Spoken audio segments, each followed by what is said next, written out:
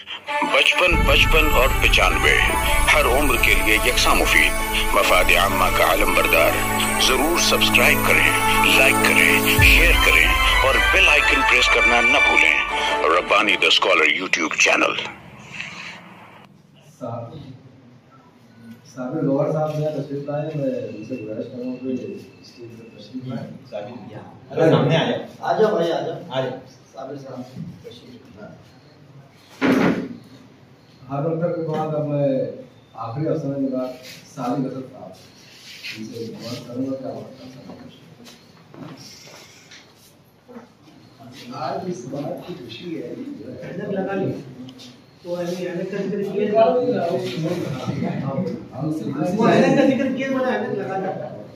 आज इस बात की खुशी है फिर विद्वान रब्बानी साहब। अरे वाह क्या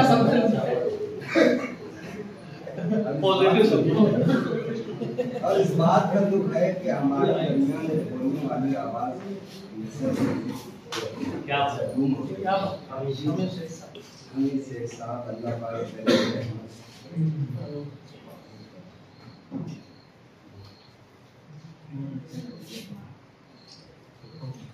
अफसाने का उन्वान है गोल्ड टीका।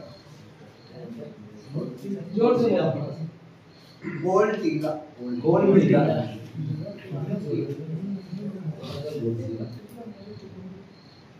गोल्ड टीका, गोल्ड टीका। असल में जैसे चिराग से चिराग जलते वैसे मैं खालिद जानी साहब को अफसाना पढ़ा तफरीक की एक दो है तो उसने मुझे तहरीक दी तो मैं ये अफसाना लिख पाया। इसका उन्वान है गोल्ड टीका। मैं पहाड़ का दूसरा किनारा था और मेरा दस जमीन से 15 फीट ऊंचा था। कत्थई रंग, कत्थई ऊपर सपाट पर कहीं कहीं थोड़ा सा पत्थरों थोड़ा सा उभरा उभरा था। पत्थरों की दीवार तक काटी जा रही थी और उससे लग कर एक पत्थरों की लंबी दीवार थी जो एक अरसे से काटी जा रही थी। जब वो दीवार जमीन से लग गई तो मुझे हर तरफ से तराश कर गोल कर देने के बाद एक रोज मुझे नीचे से काटने लगे। सूरज ग्रूब होने को आया तो मैं आधे से कुछ ज्यादा कर चुका था। पहाड़ और मेरे दरमियान बड़ा फासला हो चुका था। पहाड़ से लगकर पथरीली जमीन थी, फिर दूर तक रेत फैली हुई थी और एक तरफ नदी। नदी के उस पार घना जंगल दिखाई पड़ता था।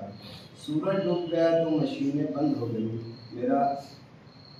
मेरा वजूद तिरछी तिरछी दिख रहा था, लेकिन मुझे अफसोस इस बात का था कि उस दुनिया में जिसमें सारी रूहें एक साथ थी उसमें 4 रूहें थोड़ा सा अलग यानी मुझ पर ही कुछ देर के लिए आ बैठी थी। इस दुनिया में उन्हें किन जिस्मों में डाला गया पता नहीं, लेकिन मैं उनके बारे में जानना चाहता था। सूरज डूबने के बाद अंधेरा फैल चुका था, रात आगे बढ़ती रही। उन चारों का तजस्सुस मुझे बेचैन किए जा रहा था। बेचैनी के सबब मैं इधर उधर देखने लगा। आसमान बिल्कुल साफ था, चांद पूरा रोशन था और चांद से थोड़ी दूर पर 3 सितारे एक कतार में चमक रहे थे। उनके बाएं जाने एक सफेद सितारा था, वो तीनों हल्के पीले नजर आ रहे थे। पानी की मौजों ने मुझे छुआ तो मैंने गौर किया कि नदी में पहले से पानी कुछ ज्यादा ही बढ़ता जा रहा था और आधी रात से पहले नदी की मौजें पहाड़ को छूने लगी थी। मैं तकरीबन आधे से ज़्यादा डूब चुका था। सुबह सूरज चढ़ आया, मैं पानी में था, इसलिए मुझे यहाँ से काट कर ले जाने का इरादा कर दिया गया। लोग बड़ी तादाद में खुशकी पर जमा होने लगे थे।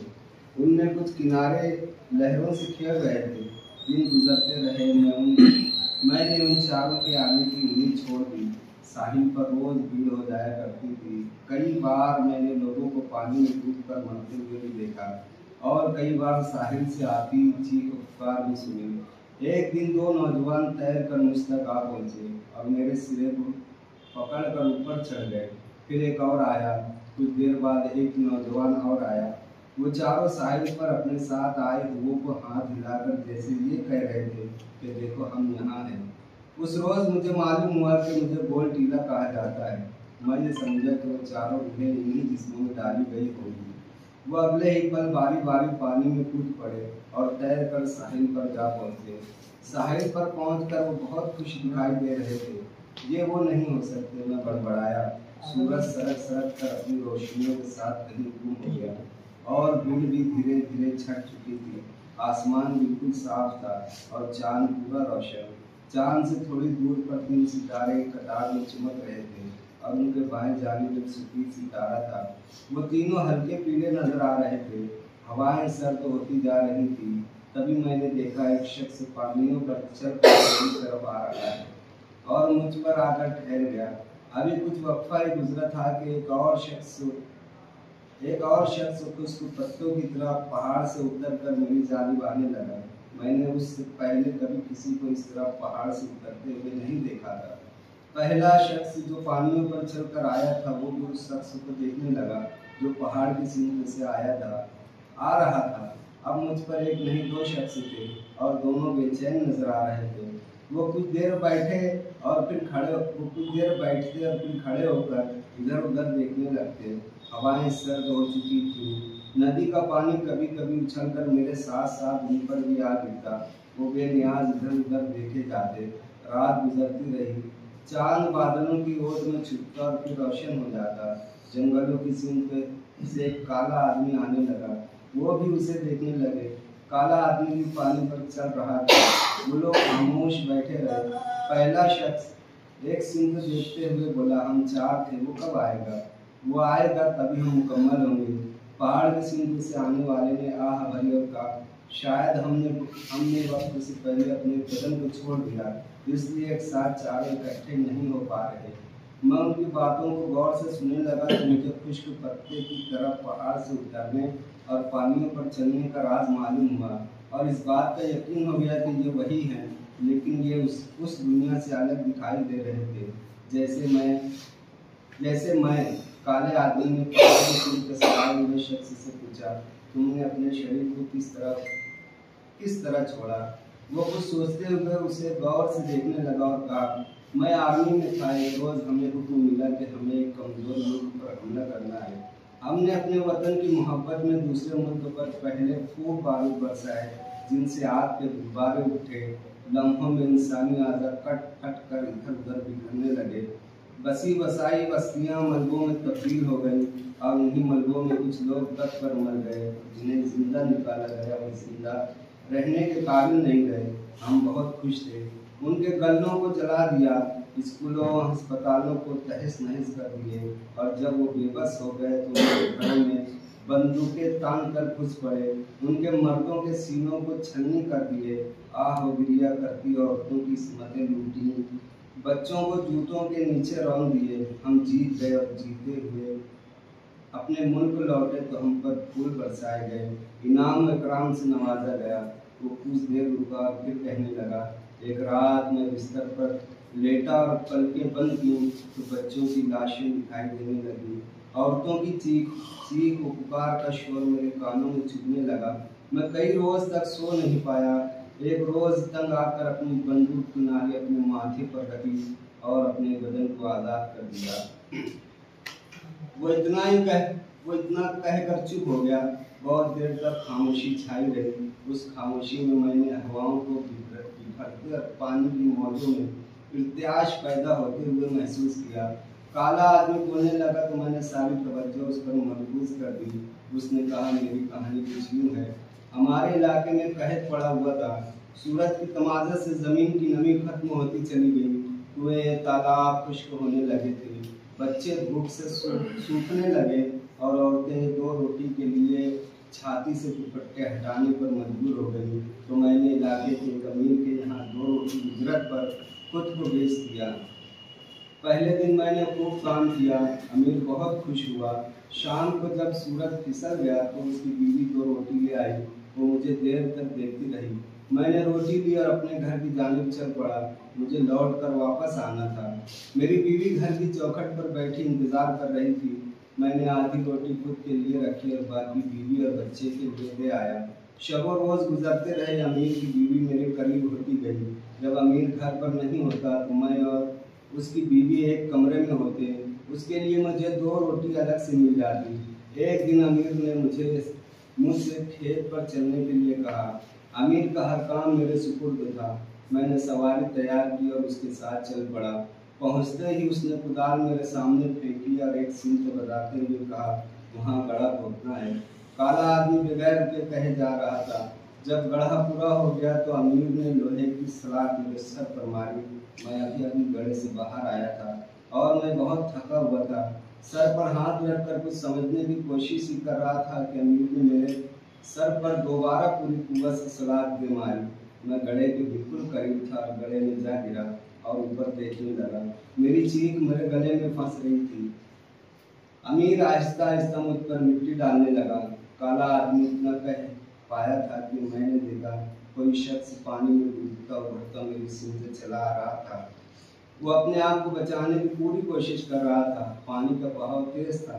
मेरे करीब आते ही तेजी से हाथ पैर मारने लगा और मेरा एक सिर पकड़कर पहले संभला, फिर ऊपर चढ़ आया।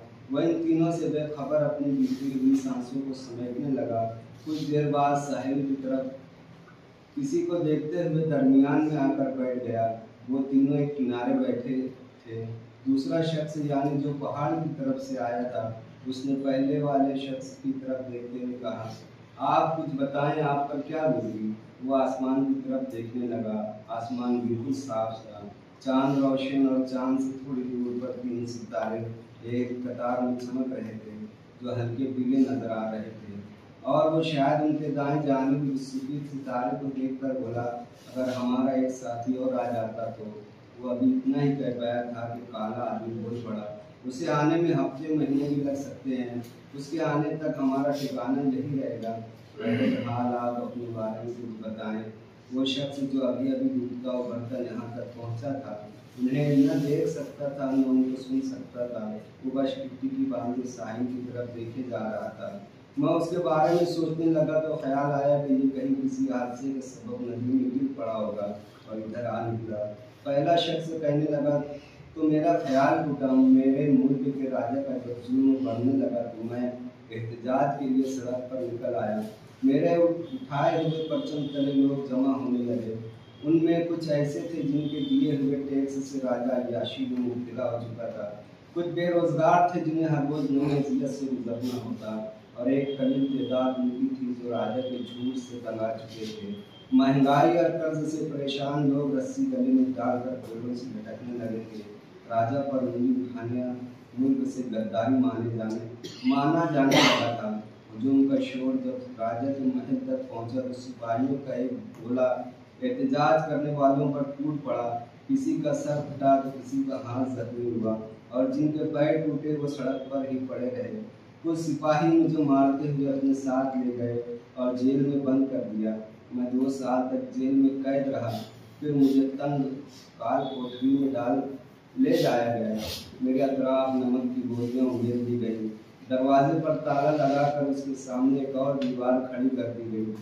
मैं मरना नहीं चाहता था। मैं तो उन मरने वालों की आवाज़ राजा के महल तक पहुंचाना चाहता था, और अब मेरी ही आवाज़ नमक की गोलियों में दबा दी गई। मैं भूख और प्यास की वजह से अपने जिस्म से अलग हो गया, जो कुछ दिनों बाद सड़ गया और उसमें कीड़े पड़ गए। मैं अभी पहले शख्स की उदार में डूबा ही था कि वो जो पानी में डूबता उभरता मुझ तक आया था। एक झटके के साथ उठा और साहिल पर किसी को आवाज़ देने के लिए आगे बढ़ा ही था कि उसका पैर फिसल गया। उसका सर मेरे दूसरे सिरे से टकराया। उसकी आवाज़ उसके गले में दब गई। वो पानी में लुढ़क गया। पानी थोड़ा सा सुर्ख हुआ और नदी में एक टीके की तरह वो बहने लगा। ये तीनों जो उसी की तरफ देख रहे थे, अचानक एक एक करके हवा में तहलील हो गए। शादी का सब आप लोग शुरू करें। मुझे एक फनपारा जब पेश होता है तो उसका हक बनता है कि उस पर गुफ्तगू की जाए, अच्छी या बुरी, हौसलामंद या शिकन, लेकिन उस पर बात होनी चाहिए। वरना बात में यहाँ पढ़ने बेहतर है फनकार दीवारों को सुनाने का। शादी का तो असर एक अच्छे समझ में आ रहे हैं। उन्होंने अपनी बहुत अच्छी कोशिश की है, तो मैं गुजारिश करूँगा आप लोगों से उससे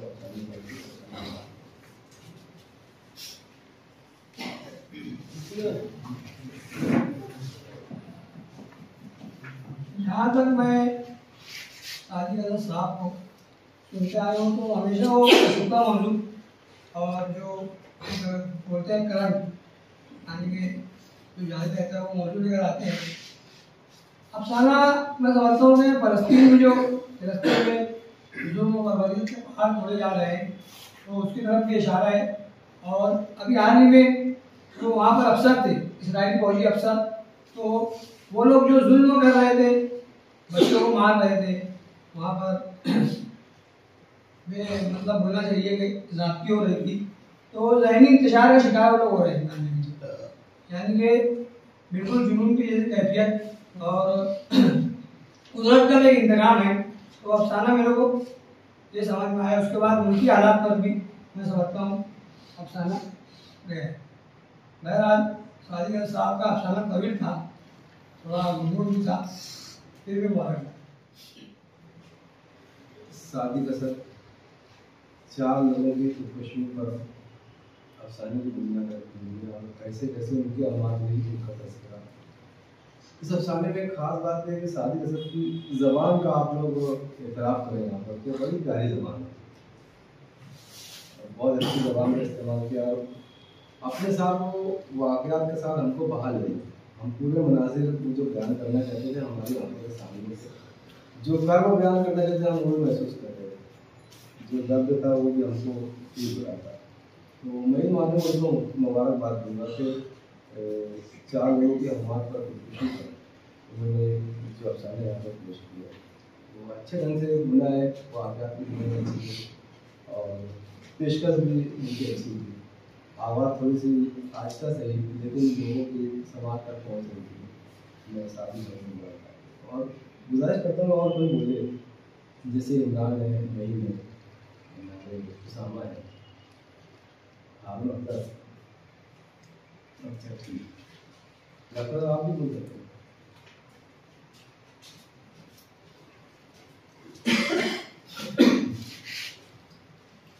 हमीश शेख मरहूम की याद में ये नसीहत मुनक़िद की गई है। सबसे पहले तो मैं अंजुमन के सदर हारून अख्तर साहब को बहुत मुबारकबाद पेश करता हूँ कि हमारे हुक्मा को याद करते रहेंगे कि खाकों पर ये महकते हैं गुलाबों की तरह चंद चेहरे जो मुक़द्दस है दोस्तों। इमरान जमील सर ने जैसा कहा मैं बिल्कुल उनकी बात से मुत्तफ़िक़ हूँ। हमारे जो अफसाना निगार और दूसरे जो हैं नए जो अफसाने हैं, जो नया मंजरनामा अफसानों का वजूदियत, रूहानियत, इंफरादियत, और मैं तो शायरी का आदमी हूँ, मगर आप लोगों के साथ उठते बैठते थोड़ा सा अफसानों से भी आँख मिचौली कर लिए तो थोड़ा सा नए अफसाने जो लिखे जा रहे हैं, बहुत काम हो रहा है अफसानों पर, क्वेश्चन पर, तो उसको ज़रा सा मुताले की मेज़ पर लाएँ और समझे कि नया अफसाना क्या है, किस तरफ सफ़र कर रहा है। वजूदियत और रूहानियत से होता हुआ कहाँ तक पहुँच रहे वो अफसाने, नए अफसाने किस गहराई तक जाकर इंसान से इंसान बात कर रहा है कि हर आदमी में होते हैं 10-20 आदमी, जिसको भी देखना हो कई बार। तो अफसाना अजीब मौजू से होता हुआ गुजर रहा है। हम पढ़ते हैं तो बहुत देर तक, मैं कभी कभी अफसाने पढ़ता हूँ तो किताब रखकर तसव्वुर की अलग दुनिया में सह कर आता अफसाना। तो दूसरी बात यह कि सादिक भाई तक मैं आता हूँ कि सादिक भाई बहुत हमेशा की तरह, मैं हमेशा सादिक भाई का दोस्त होने के नाते नहीं, एक कारी होने के नाते सादिक भाई की मैं हमेशा तारीफ करता हूँ। और ये अफसाना भी मुझे बहुत अच्छा लगा, बहुत बहुत बहुत तारीफ की मुस्तहिक हैं सादिक भाई कि वो नए अफसाने को समझते हैं, रूहानियत क्या है, वजूदियत क्या है, वजूदियत क्या है, उसको समझते हैं।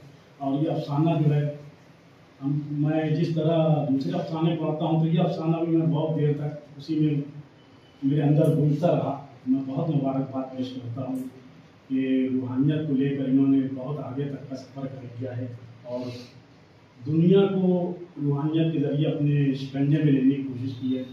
तमाम बातों को उन्होंने इकट्ठा करते गए हैं। बहुत मुबारकबाद पेश करता हूँ मैं सादिक भाई को, अच्छा करेंगे। सबसे पहले तो मैं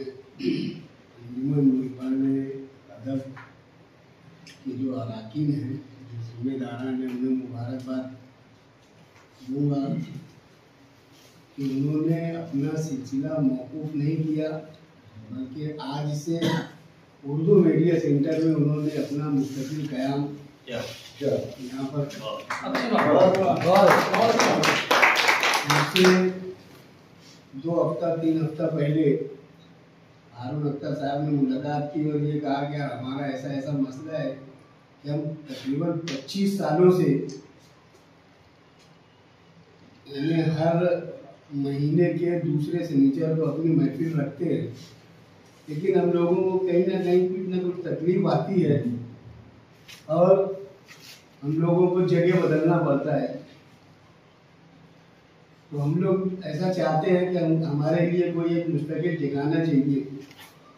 तो मैंने उनको कहा कि यार उर्दू मीडिया सेंटर जो है ये हम लोगों ने पत्रकार नासिक जिला उर्दू पत्रकार संघ के जरिए इसको शेख रशीद साहब की और आसिफ शेख रशीद साहब की मार्फत बनवाया, लेकिन नाम उर्दू मीडिया सेंटर इसलिए लगा कि हम इसके अंदर दूसरे उर्दू से मुंसलिक काम कर सके। और यहाँ प्रेस कॉन्फ्रेंस के अलावा ज़्यादा कुछ होता नहीं, बाकी वक्तों में ये खाली रहता है। तो अगर आपने ये बात कही है तो मैं दीगर जिम्मेदारान से बात करके 2 दिन में आपको जवाब दूंगा। और उसके बाद हमने शनिचर का प्रोग्राम रखे थे, उन्होंने 12 तारीख की बात की थी, मैंने उनको इन्हें बात करके हाँ बोल दिया। उसके बाद फिर ऐसा बोल के 12 तारीख को किसी किताब का इजरा था, तो वो तीसरे शनिचर की बात आई और उस दिन इत्तेफाक में यहाँ पर बुलाया गया, लेकिन लाइट नहीं होने की वजह से फिर उसको आज के दिन तक के लिए रखा गया और आज अल्हम्दुलिल्लाह ये महफिल यहाँ पर हुई। दूसरी मेरी बात ये कि मैं वो बदकिस्मत इंसान हूँ जो हमीद शेख साहब के इस प्रोग्राम में आया हूँ। इसको खुशकिस्मती इसलिए मान रहा हूँ कि मैं जो पहला लफ्ज़ बदकिस्मत बोला कि जिस वक्त हमीद शेख साहब की जो किताब जो ड्रामों से मुंसलिक थी उसका जो इजरा हुआ था, उस किताब की तैयारी कराने से प्रोग्राम की तैयारी तक के मैं बराबर शरीक रहा। लेकिन जब उस किताब के इजरा की तारीख आई तो 12 नवंबर के मामले में मुझे सलाखों के पीछे जाना पड़ा और मैं वहाँ 11 महीना 2 दिन तक के वहाँ पर बंद रहा। और मैं उस अहम प्रोग्राम में हमीद शेख साहब और हम लोग पैराडाइज के पास जो प्रिंस होटल है वहाँ पर हम लोग कई वर्षों से शाम के वक्त में बैठ कर वक्त गुजारी करते थे। बहुत सारी बातें ऐसी थी कि हम लोग कहीं प्रोग्राम करते थे, उनके घर पे भी जाकर बैठते थे और हमारे उनके जो मरासिम थे वो ऐसे थे कि मुझे तो उस प्रोग्राम में पेश रहना चाहिए था, लेकिन बदकिस्मती ऐसी कि मैं 12 नवंबर के मामले में अंदर चले गया था। और आज उस कमी को मैंने यहाँ आकर आज अभी भी हम लोग जो है इलेक्शन के कैंपेन में लगे हुए हैं।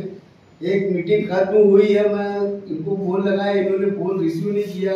मैंने महसूस किया कि प्रोग्राम चल रहा है, इसके लिए मैं इतनी रात को आधी रात को भी यहाँ पर आकर खड़ा हूँ। ये मेरी खुशकिस्मती है कि मैं इस मकसद के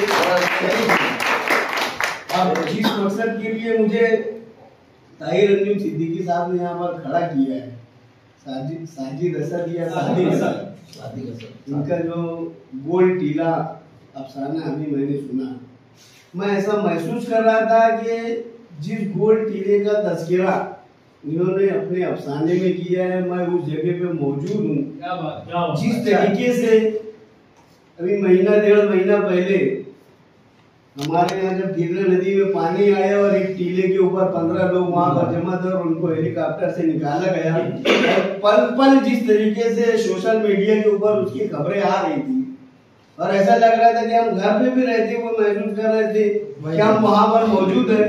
इनके अफसाने के जो लिखने का जो अंदाज है वो ऐसा महसूस कर रहा था कि हम उस गोल टीले के किनारे, साहिल के किनारे हम भी खड़े होकर किसी को गढ़ता हुआ देख रहे हैं, किसी को मरता हुआ देख रहे हैं और वहां से निकलकर हम लोग चांद और सितारों तक के पहुंच रहे हैं। उनके लिखने का जो अंदाज है वो बहुत ही अच्छा अंदाज है। मैं उन्हें अपनी तरफ से मुबारकबाद पेश करता हूँ और इतना ही बोलकर अपनी बात खत्म करता हूँ।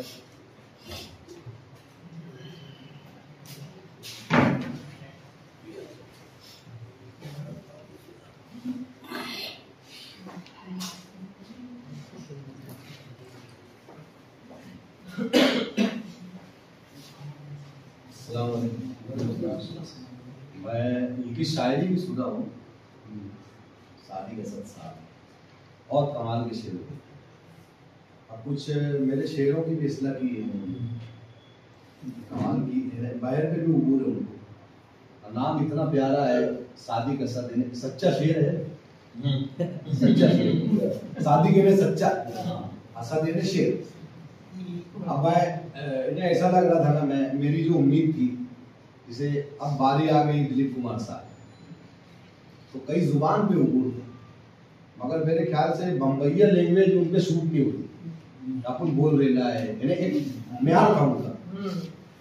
अब मैं इनका एक शेर, सादिक भाई सुन, हाँ, बचपन में इनका एक शेर है, बचपन में मेरे भाई मेरे खिलौने छीन लेते थे। मेरे भाई मेरे अक्सर छीन लेते थे। पहले भी यही होता है, अब भी यही होता है, ऐसा वही होता है अब भी जो मेरे बचपन में होता है। क्या बात, क्या बात। इन्हें कितनी बड़ी 2 लाइन में बात कही है सादिक साहब ने। इन्हें पहले भी यही होता था, अब भी वही होता है। पहले खिलौने छीन लेते थे, अब हुकूक छीन लिए, सब छीन लिए। तो एक शायर जो होता है, ये वही बात है कि समंदर को कूजे में लाए, एक छोटी सी प्याले में समंदर को बताए शायर। अब मैं ये तवक्का, ये शेर के ऐनक से जब इनके अफसाने सुनूंगा तो मुझे क्या लगेगा, ये आदमी बहुत शॉर्टकट और ऐसे एकदम चौंका देगा, क्योंकि ये शेर के शानी मिसरा एकदम चौंका देता है। आप में वो हुनर है। ये लाइन अलग है, ये आप लोगों को बेहतर समझेगी। मुझे जो महसूस हुआ, मुझे उम्मीद इनसे बहुत ज्यादा थी, मेरे हिसाब से नहीं उतरे। जमील सर आप बताएंगे कि ये सही कैसे होता है, ये आप बताएंगे, क्योंकि मुझे तो अफसाना ये नहीं बोल रहा हूँ कि ये गलत है, सही गलत आप लोगों को समझता है। मैं जो एक उम्मीद रखा था, अब यहाँ हमारे जो सरपरस्त तो आए साबिर गंवर साहब, ये रिश्ते में हमारे चाचा भी हैं और कई काम में अपने चच्चे ही हैं। तो उनको अच्छा लगा। अक्सर कोई सियासी तारीख हो रही, न्याय साहब कब आए, रशीद साहब कब जीते, अक्सर मैं उनको ही बोल लगाता हूँ कि ये तारीख उनको ही मालूम है। अब 2 लोग हैं शहर में, खालिद सिद्दीकी और ये, जो कई वाकयात, कई हादसे, कई सियासी तारीखें, ये लोग उनके माहिर हैं। इनको अपने हिसाब से बहुत अच्छा लगा, क्योंकि ये एक तहरीक और जंग लड़ते रहते हैं। मगर मैं इनसे एक उम्मीद करूंगा कि जो आपकी शायरी है सादिक में, जितना शॉर्टकट कर सकते हो, मैं तो गुजारिश करूंगा, क्योंकि जनाब ताहिर भी बोले थे कि आप खूबी बयान करो या जो भी हो बता दो, तो मैं उस निस्बत से आया, ये नहीं लगे कि यार सबके ऊपर मैं बात किया हो तो इस पर ना करूँ। मुझे जो महसूस हुआ, मैं जो मेरे नज़र से देखना चाहता था कि यार इनका है और ज़बरदस्त रहना चाहिए। जुबान में तो मैं बोल ही नहीं सकता हूँ, कमाल की जुबान है, एक शायर है और उसमें कलम बात करता है, अदब बात करता है, सब बात जो बंदिश जैसे हारून साहब में जो लगी कि यार एक चीज़ स्क्रीन पिले है, और उसमें तुम क्यों बोले। हम जैसे मालेगांव में ना कोई फिल्म ऐसी रहती थी ना यार, मुझे वो फिल्म मालेगांव की देखा नहीं, बोले नहीं, तो बोले क्यों, तो बोले यार वो बहुत खराब थी। बोला ऐसी फिल्में तो बताती है कि अच्छी कैसे बनूंगी, खराब फिल्में बात करती है कि मैं यहाँ कमजोर हूँ, मगर कुछ ऐसी फिल्में होती है ना, वो बात ही नहीं कर पाती कि मैं खराब है कि अच्छी है, उसको ये भी नहीं बता पाते अपन कि ये बहुत बुरी है और ये बहुत अच्छी है। तो जमील सर उसी पे तबसरा किया हारून सर पे कि यार ये और बेहतर हो सकती है। अब ये कमाल होता है कि अगर आप लोग अफसाने के ऊपर तनकीद करें, मतलब आदमी बात उसी अफसाने पे करेगा जिसमें दिलचस्पी हो जाएगी। क्या तुम देखो ऐसा कर लिए होते ना, मतलब ये अच्छा है और हम बात कर रहे हैं कि और अच्छा हो जाए। तो सादिक भाई से ये गुजारिश है कि यार और बेहतर लिखते रहे। आपकी कलम को मुबारकबाद, आपको मुबारकबाद, बहुत अच्छा अफसाना था। और मेरी जो उम्मीद थी कि मैं ये आइंदा के लिए आऊँ तो मैं और बेहतर सुनूं, जैसे उस शेर का एक फरमा है, मैं वही रंग देखना चाहता हूँ। बहुत बहुत शुक्रिया।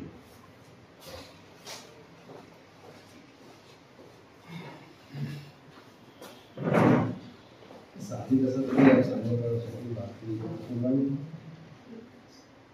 साबिर गौहर साहब भी अफसाना लिख चुके हैं। ये खास बात आप लोग बता दें, बहुत अच्छे। ये ना हो गया वो अफसाने से बात करके चले गए, अफसाना उन्होंने लिखा है और शकील भारती ने भी अफसाने लिखे हैं। मैं इस बात में मैसेज को उनके अफसाने उनकी जबान से सुन चुके हैं। स्टोरी तो लिखते ही रहते, वो मुस्कुराया जुम्मा है वहाँ से निकालते हैं, पूरी स्टोरी से लिखी। सादिक भाई के अफसाने में जो बात हुई है, मेरी जबान की गलती से खुदकुशी नहीं कर रहा, उन्होंने अमाद का जिक्र किया, इसके भी माजरत था। अब आइए, हम लोगों ने जिनको बहुत बोलते हुए देखा था और बोलते हुए सुना था, आज उनका इम्तिहान है और हमारा भी इम्तिहान है कि वो कैसा बोलते हैं और कितना बोलते हैं और कितना नफा ये देखना हम चाहते हैं। आइए आज रिजवान रब्बानी जो हमेशा निगरानी करते रहे, आज आसपास में खामोश बैठे रहे और सदारत करते हुए उनको चैन लेना बार बार केंद्रित कर रहा है। जिम्मेदारी किसी एक शख्स को दे सकते थे, मुझको बोल सकते थे, सिर्फ और आपको करना था। तो आइए रिजवान रब्बानी साहब, आपने आज के सदर मोहतरम ये दोस्त आपके सामने 55 और 95 हर उम्र के लिए यकसा मुफीद, मफाद आम्मा का आलम बरदार। जरूर सब्सक्राइब करें, लाइक करें, शेयर करें और बेल आइकन प्रेस करना न भूलें। Rabbani the scholar YouTube channel. Rabbani the scholar YouTube channel इल्मी, अदबी, दीनी, मिल्ली, समाजी, सकाफती, तहजीबी, फलाही, तिब्बी, फन्नी, माशी, तिजारती, माशरती, इंतजामी, इनकलाबी, तहरीकी, तहकीकी, तकनीकी, तफ्तीशी, तामीरी, तालीमी व मालूमाती यूट्यूब चैनल जरूर सब्सक्राइब करें, लाइक करें, शेयर करें और बेल आइकन प्रेस करें। Rabbani the scholar YouTube channel.